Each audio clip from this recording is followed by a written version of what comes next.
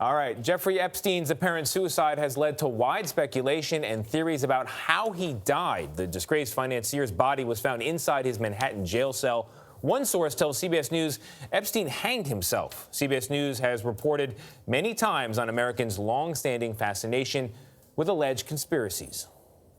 It seems fewer and fewer Americans believe the official U.S. government account of the assassination, that Lee Harvey Oswald murdered the president and probably acted alone. Those who charge a conspiracy is being carried on by scientists and the military to cover up visitations from outer space. Use that charge to explain why no UFOs have been reported by our space defense system.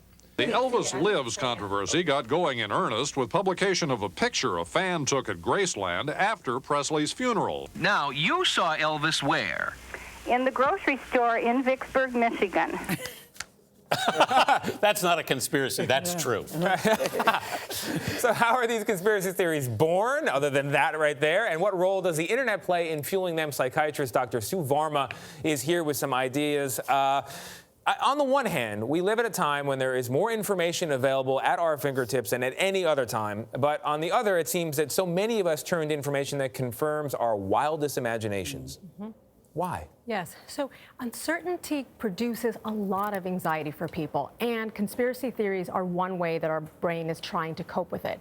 And in fact, we see that the fear centers in the brain, the amygdala, tries to go into analytic overdrive, and it takes the same amount of limited information and keeps churning it and processing new narratives. And that's why we can see conspiracy theories 50 years after an event has happened. On some level, though, we have to believe it, though, don't we, Sue? For them to flourish, we have to believe it. Yes, and this is what we call confirmatory bias, in that our brain seeks information that it already believes, and it also seeks information from other people that we trust. And nowadays, we're finding that news is coming from our peers, from our friends. We're getting it from social media, and there isn't this top-down effect. There's more of a sort of democratic approach to seeking information. Even if it's misinformation, our brain wants control. It wants a sense of safety. It wants to fill in the gaps, and it's looking everywhere it possibly can to do that. Are certain people more prone to believe in conspiracy theories? You know, this is such an interesting theory. So we used to believe that it was people who are marginalized, who are on the fringes, who are isolated, who perhaps had a lot of time to go down these rabbit holes. But we're finding more and more that 50% of Americans believe in at least in one conspiracy theory. Yeah. And get this, if you believe in one, you're more likely to believe in others. Yeah. Yes. Are there certain circumstances where conspiracy theories flourish? Does something have to be going on? Yes, and it's usually during periods of high stress and trauma, when there's something emotionally charged happening, and it could be anything from terrorism to an economic recession to a death, a suicide, things where there's questions that remain to be unanswered and that make us feel very unsettled. That's really the hallmark of this. Some conspiracy theories are pretty harmless. They're kind of like sci-fi you engage with, you know, have a couple of drinks, talk about what if. But on the other hand, there are some dangerous ones out there, right, where you would like to change people's minds if you could. So what can you do with the proverbial crazy uncle at your dinner table to change their mind? Yes.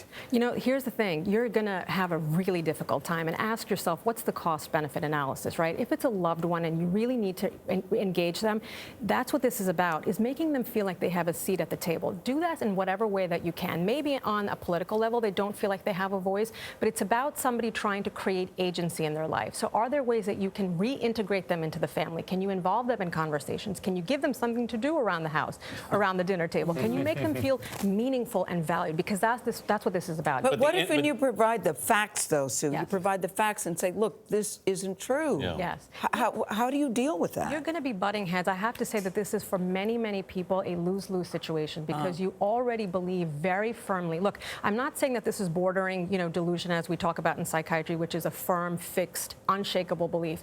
The truth of the reality is that if, depending on where you grew up, if you grew up in a society where there was a lot of corruption, these things to you are fact. If you grew up in a home where mistrust was something, or that you blamed authority, or that you were suspicious of officials, you are going to have a really hard time getting this person. And the internet and the social media have really complicated this, haven't they? Yes, and conspiracy theory isn't about facts, it's about where we give attention. And our attention is drawn to things that we already believe in, and so you're really going to have a hard time. So the best thing that you can do is limit it, present them with facts, give them information, but they have to be willing to change their way of thought.